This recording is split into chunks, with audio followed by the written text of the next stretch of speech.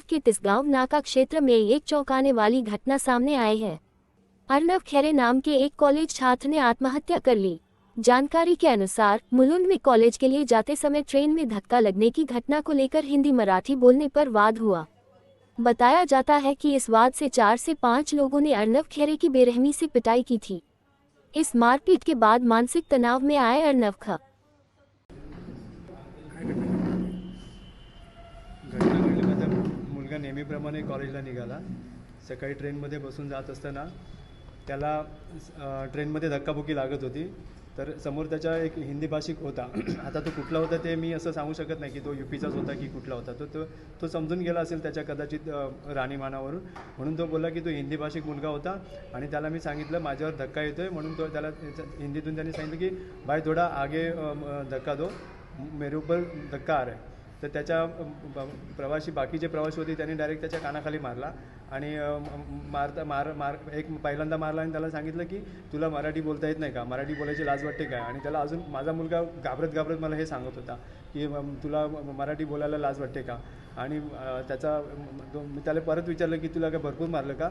हा पप्पा ते बरेच लोक होते आणि मला घाबरवलं, मी खूप घाबरलो होतो, म्हणून मला मुलुंडला उतरायचं होतं। तर मी ठाण्याला उतरून नंतर पुढे कॉलेजला गेलो।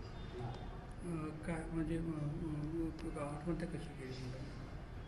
सर तो घाबरला होता, कारण आम्ही घरामध्ये कधी त्यांना शिवी माहीतच नाही। आम्ही घरामध्ये कधी शिवी पण देत नाही, कधी अभद्र शब्द पण वापरत नाही। जे आपले चांगले संस्कार असे कामाला येतात सर। आपण ज्यांना चांगले संस्कार देतो की बाबा तू भांडण करू नको, आणि कदाचित माझ्या मुलं मी रफटप बनवायला पाहिजे होतं, म्हणजे त्यांनी पण प्रतिकार केला असता, पण त्यांनी प्रतिकार केला नाही। तो बोलला की, आणि मम्मीला पण त्यांनी सांगितले मम्मी मला वाढवायचं नव्हतं, म्हणून मी गपचूप तिकडने निघालो आणि मी ठाण्याला उतरलो, आणि ठाण्याला उतरून पुन्हा तो मुलुंडला कॉलेजला गेला। तक्रार केली आहे पोलिसांना, आपल्या कोळशेवाडी पोलिसांना आम्ही तक्रार केलेली आहे आणि आम्हाला त्यांच्यावर भरोसा आहे, ते त्यांचं इन्व्हेस्टिगेशन त्यांच्या पद्धतीने। काय तुम्ही मेसेज देणार लोकांना? मेसेज मी हाच देणार की आता ह्या भाषेवरनं वाद होणं, मी काय पॉलिटिकल नाही आहे, मला काय पॉलिटिकल पार्टीची मला काय घेणं देणं पण नाही आहे।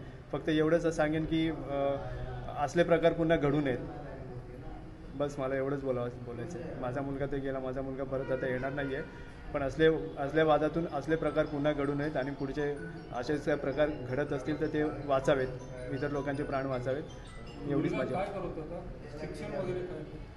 माझा मुलगा केळकर कॉलेजमध्ये आता SY BSc करत होता, फर्स्ट इयरला होता, आणि तो साईड बाय साईड त्याला डॉक्टर बनायचं होतं, म्हणून त्याचे ते प्रयत्न चालू होते।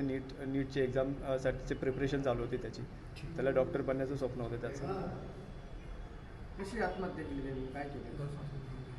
सर ते बोलायला लावू नका ना, आम्ही शेवटी बाप आहे, मला या सगळ्या गोष्टी मला त्याच आठवतात।